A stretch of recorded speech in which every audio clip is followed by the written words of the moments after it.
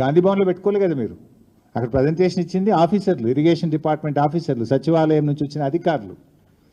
దాన్ని అందరినీ పిలిస్తే ఇంకా వాస్తవాలు బయటకు వస్తాయి కదా. సో నిన్నటి పవర్ పాయింట్ ప్రజెంటేషను అది హైదరాబాద్లో ఇచ్చినట్లేదు, అమరావతిలో ఇచ్చినట్టు ఉంది.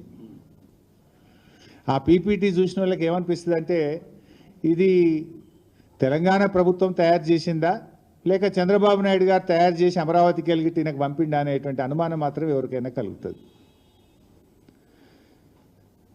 ఇలా బనకచెర్లను ఆపాలనే చిత్తశుద్ధి మీకుంటే మీరు చూపాల్సింది ఏంటిది?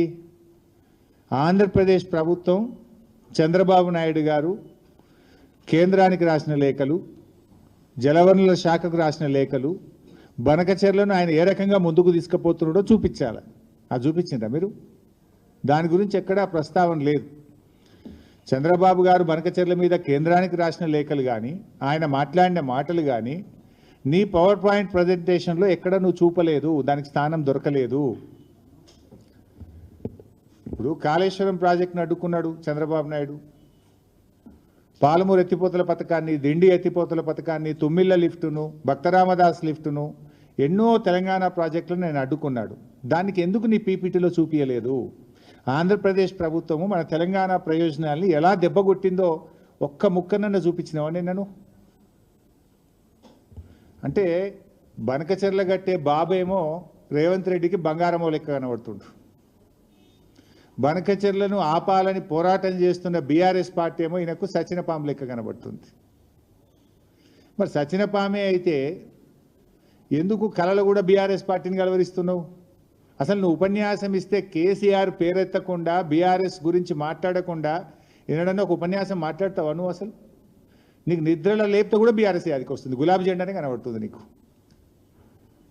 ఇప్పుడు నీ పార్టీ, కాంగ్రెస్ పార్టీ కేంద్రంలో 11.5 సంవత్సరాల నుంచి ఇలా అధికారంలో దూరంగా ఉంది.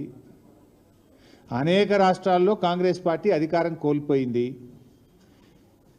ఈ దేశంలో అనేక శాసనసభల్లో కాంగ్రెస్ పార్టీ ఒక్క ఎమ్మెల్యే సీటు కూడా గెలవలేదు. మరి ఇలా కొన్ని రాష్ట్రాల్లో కాంగ్రెస్ పార్టీ ఒక్క ఎంపీ సీటు కూడా గెలవలేదు.